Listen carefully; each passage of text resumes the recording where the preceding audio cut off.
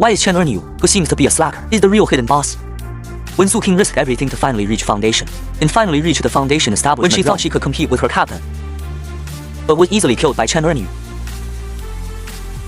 Su Fu said, "I was going to kill you. You would have died by now." A Foundation establishment without the mysterious say is just a sweeping machine in front of me. The one who always carries food and is money hungry. And the captain Bu Shangxi who walks carelessly. Not only had he already broken through to the Zun Yao say, but also became the chief. I suddenly realized that Chen Erniu is the one who hides the deepest, the most terrifying strength, the real big shot. First, just his name exposes his deliberate low-key disguise. The three characters Chen Erniu are plain and straightforward, which is completely the nickname of an ordinary farmer, which has no air of a cultivator at all. On the contrary, Ti Su Tong and other cultivators, Shao Shanghen, Shou Qingpen, Su Xiao Yui, their names are elegant and refined. Only Chen Erniu's name is rough and incongruous, which clearly shows that it is a temporary pseudonym. Even Su King was stunned when he first heard this name. He was stunned. What's more strange is that he clearly has strength far beyond his peers. He didn't want to be a noble cultivator on the mountain, but preferred to go to the mixed Baoxiang division below, and started as a squad leader. This is because he saw through the seventh blood eye and the entire mortal cultivation world. The mountain seemed beautiful, but in fact, there are shackles everywhere. Murder finds of millions of spirit stones at will, endless sect tasks, intentionally arrogant fellow disciples. But the underworld hunt division seems to be the sewer of the sect. But in fact, it is the freest and safest gray area.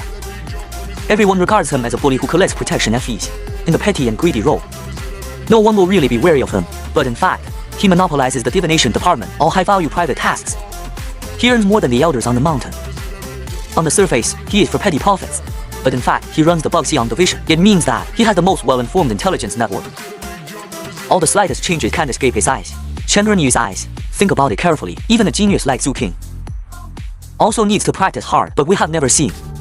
Chen Erniu has never meditated and practiced hard. He spends his days either eating food or collecting protection fees, but his cultivation speed is much faster than Su King who works hard.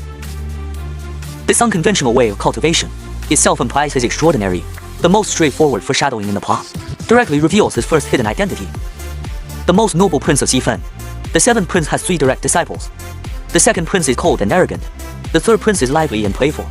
Only the eldest prince with the highest status remains mysterious and never appeared in public until the third prince returns from overseas. The mystery is completely revealed. The third prince is cautious, escorting several boxes of rare fruits, repeatedly telling his men to handle them carefully. He said that these fruits were dedicated to the first prince. If one is missing, he will be held accountable. Be careful, these are the fruits for the first prince. Remember to take a photo with jade slips. He is a petty man. Don't come back and say it's broken and blackmail me. But when the camera turned, Chen Erniu was lying in his room, selecting freely from the same exclusive fruit fragrance. He holds a durian and eats it calmly. The same fruit aroma, the same rare fresh fruit. The details are completely consistent. The answer is already obvious. The unnoticed captain in everyone's eyes is the seventh letter, the most noble identity, the most respected film and television prince. What's most terrifying about Chen Erniu is his extraordinary physique.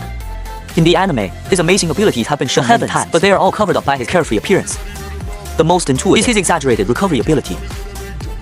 When the seventh identity was revealed, Chen Erniu to grab the giant eagle's flesh and blood, he broke into the most dangerous statue space alone. Everyone thought he was doomed. But Chen Erniu not only didn't die, but when he came out, only had upper body and one arm left. Covered in blood and flesh, he even carried the eagle flesh he stole and crawled back. He even just wiped his mouth, saying he only lost a few limbs. He has practiced the secret method of limb regeneration. It only takes a few months to grow back, as if nothing had happened. This ability of limb regeneration and survival from serious injuries is not something that ordinary human cultivators can possess, so the real big shots never need to show off. Chen Erniu has the most rustic name, and lives the most humble life, but hides the most terrifying strength. The current plot of the anime only reveals a corner of Chen Erniu's mysterious veil. But no matter what his true identity is, this captain who loves foods is definitely an existence that cannot be ignored.